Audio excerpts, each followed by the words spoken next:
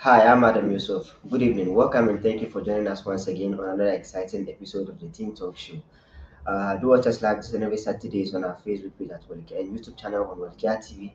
And do subscribe to our social media handles on Facebook, YouTube, Instagram, and Twitter accounts. Today on the program, I'm going to hold discussions on the importance of early childhood education. I'm further going to talk about what exactly early childhood education is and the purpose of early childhood education, as well as some challenges facing early childhood education in Ghana. So, first off, before we actually talk about what early childhood education actually means, let's look at adult literacy because it might not be a concession, but adult literacy, without early childhood education, it could also lead to adult illiteracy. But an estimate suggests that about 42% of adult population illiterate and about 50% of Ghanaian women are illiterate. So compared to 33% of men. So the situation in Ghana is 42% of the population are illiterate, whereas 50% are women and 33% are men. This could be a result of a lacking, or should I say, an improper early childhood education. So let's before we dive into our topic, early childhood education simply means it's basically education for children between the ages of 3 and 5, and it is more commonly referred to as the preschool, the pre-kindergarten, the daycare, the nursery school, and or the early education. But despite the different names of early childhood education, the purpose is to prepare a child before elementary school, or giving the child a better start, or for their better future education. And the purpose of early childhood education is basically to train the child social, emotional, physical, and cognitive development needed in order to help them have a brighter future. So in summary, early childhood education is the pre-kindergarten, the early education, or the preschool educational system, which is mainly the purpose is to develop the child's emotional, physical, social, and cognitive development. So now we are going to talk about some importance of early childhood education. First of all, let's talk about the socialization.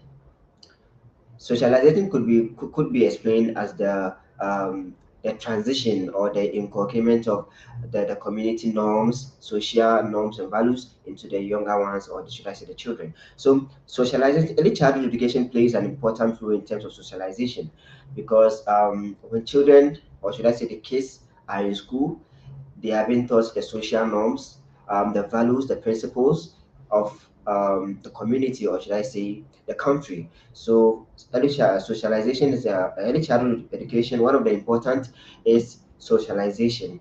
Then we move on to the value of education. Every individual, or should I say, yeah, every individual has to know the value of education, why education is important in life.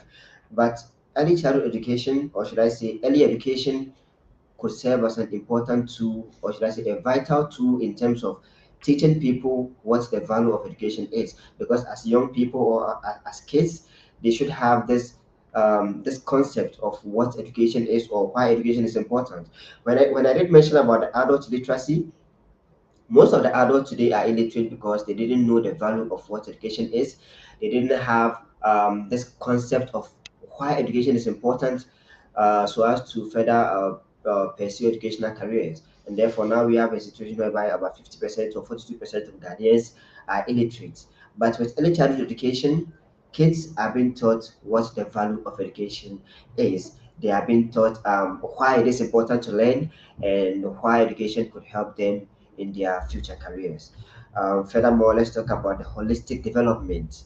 Holistic development, by that, I'm actually referring to the foundation, okay? So as to build a person's emotional, psychological. It is the foundation of building a person, or should I say a kid, um, towards how to pursue, or should I say how to further their education. So holistic development is also is one of the importance of early childhood education. Furthermore, we can talk about the enthusiasm for long life learning. When people are being given the idea, or when people or young or kids are being taught why education is important, it gives them this idea of wanting to learn in the future, wanting to progress education or wanting to stick to learning habits. So early childhood education helps in development of the enthusiasm for long life learning. It helps to give the children or the kids this idea or the vision of why it is important to learn and how to keep the pace of learning so as to kind of prevent, people, majority of people today have lost their perception to learn. Why is that? Because some people didn't have this proper early childhood education or early education, and therefore when we have the right early childhood education or the proper early or pre-kindergarten education, it gives children the enthusiasm for for lifelong learning habits, and this could further help to develop their educational career. And we can talk about the confidence and self-esteem. Confidence and self-esteem. So the ability to recognize what we can do, the ability to stand out, the ability to be creative, the ability to face the reality, the ability to give people the insight of how should I be who I am? How should I develop my confidence? How should I stick to the plan? How should I even have a plan? It all begins when we give children the early childhood education. Because when we are talking about confidence and self-esteem, you can't have confidence and self-esteem if you didn't really have early childhood education. So early education teachers have this case um, get the perception, or should I say, the right confidence and self-esteem attitude, because teachers will tend to develop their mental, or should I say, the mental ability to have confidence and self-esteem. And we can talk about patience, respect, and brain development, as I did mention, because when kids are under the supervision of teachers, in the term of early education, they tend to have this patience, they are being taught respect, and they are being given the right practices to ensure their brain development. Because children generally have this habit of learning through activities which involves fun or play sort of thing. Because if we are trying to develop we are trying to ensure the brain development of children, we have to give them this attitude or this teaching practices which involves bringing out the creativeness of the children. Because when kids are under the kindergarten level, or should I say the early education, they tend to engage in activities or learning activities which involves uh, play, fun. So learning or teaching practices which tend to bring out uh, the creativity of the children. So early childhood education is very important in terms of giving children the right attitude of being patient and developing their being respectful manner, and also develop brain development attitude. So basically, those are the importance of early childhood education. First of all, I did mention about the socialization. It helps in terms of socializing the kids, teaching them the norms and the values of the country or the community. Through early childhood education, children get this socialization and any other social values of the community. I did mention about the value of education. Through early childhood education, through early education, children have this perception of getting to know why education is important. Children get to know the value of education. Furthermore, I did mention about the holistic development. When children are in the early childhood education, they tend to have this holistic development attitude, because basically it is the foundation. So when children are at the kindergarten level, it really helps in terms of building their holistic development. And I did mention about enthusiasm for lifelong learning. Okay, so enthusiasm for lifelong learning. This simply implies the idea of giving children the vision, or should I say the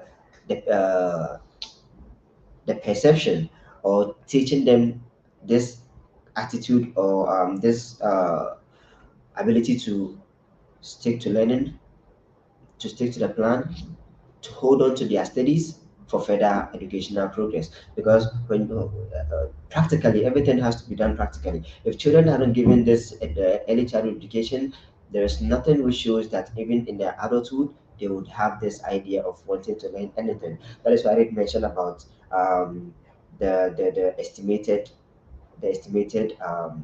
illiterate.